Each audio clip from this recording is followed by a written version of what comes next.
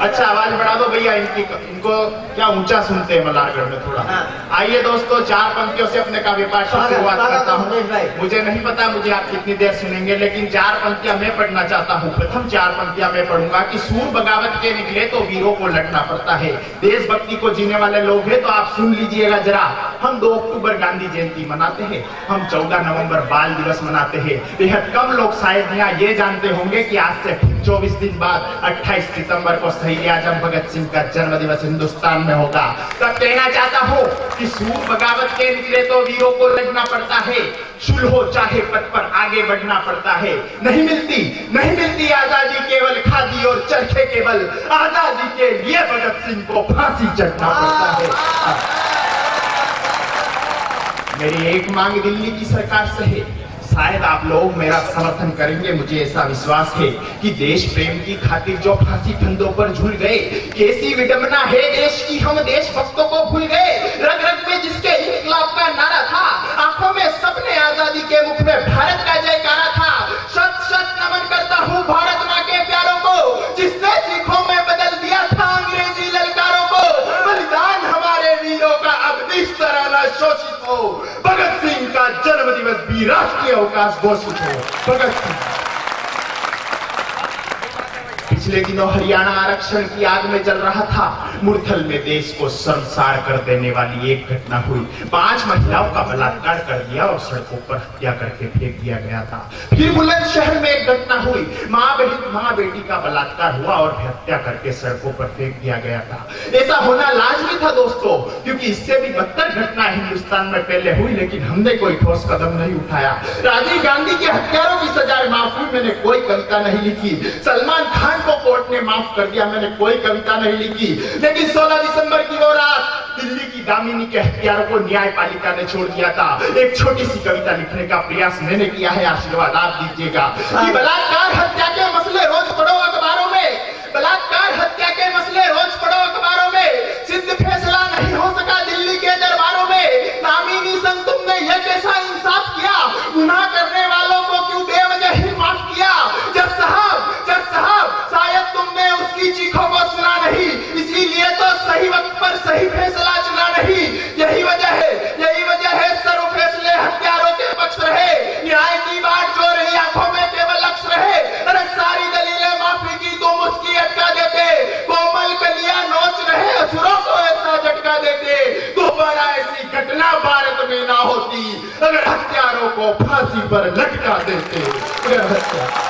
वो न्यायपालिका इसकी 4 दीवारी पर लिखा रहता है, सत्यमेव जयते, सत्य की हमेशा विजय होती है। वहां से ऐसे झूठे फैसले आते हैं तो एक पीड़ा मन में उठती है। जज साहब से पूछा गया, आपको तो पता है क्या सच है क्या झूठ है, फिर भी आपने हत्यारों के पक्ष में फैसले क्यों दिए। जज साहब ने कहा, मैं फैसले अपनी मर्जी से नहीं, कानून के दम पर क्या करता हूँ।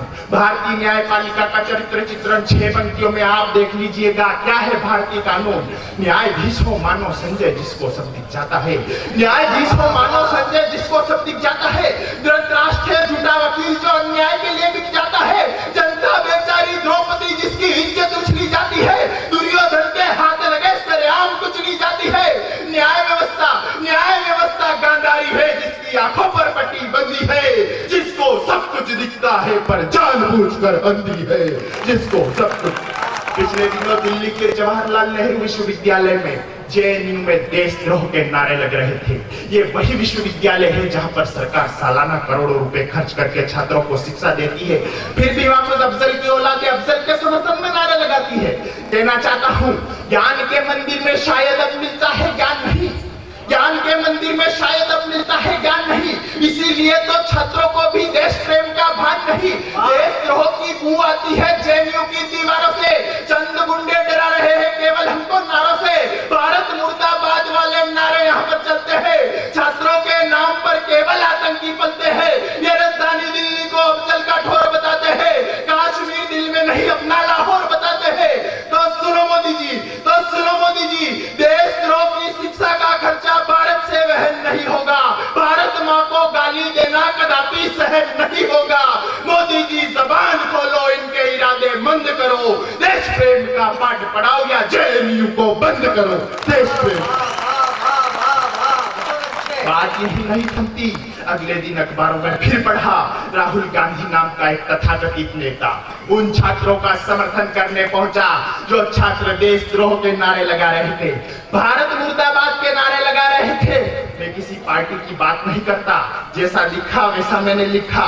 ये वही लोग हैं जो अफजल को गुरुजी कहा करते हैं, ओसामा बिन लादेन को श्री लगाकर संबोधित करते हैं। तब कहना चाहता हूँ, जो खुलेआम समर्थन करता गुंडों और मवाली का, वो खून भारत का नहीं है, होगा गंदी नाली का। जो खुलेआम समर्थन करता गुंडों और मवाली का, वो खून भारत का नहीं है, होगा गंदी नाली का। देश तरक्की करता फिर भी होती जिनको पीड़ा है, वो अपने टुकड़ों पर पलने वाला पाकिस्तानी कीड़ा है। जो केवल कुर्सी की खातिर बंटवारे के भागी है, वो देश प्रेमी हो नहीं सकते, देशद्रोही दागी है। तो सुनो, अब कलंक मत लगाओ इस देश की शान को, इटली वालों की जरूरत नहीं है मेरे हिंदुस्तान को। जो अफजल को गुरु कह रहे उन्होंने लाखों ऐसे हैं, वो सारे के सारे अफजल के नाजायज बेटे हैं, वो सारे के सारे अफजल के। अरे चंद की खातिर तुमने अपना ईमान बेच दिया, बेशर्मों सी हरकत करके माँ का आंचल खींच दिया। देशद्रोह और देश प्रेम में तुमने ये क्या भेद किया, जिस थाली में खाते हो उसमें ही तुमने छेद किया। विदेश प्रेम की बातें करके देश काटने निकले हो, खुद ही धोखा करते हो उसको चाटने निकले हो।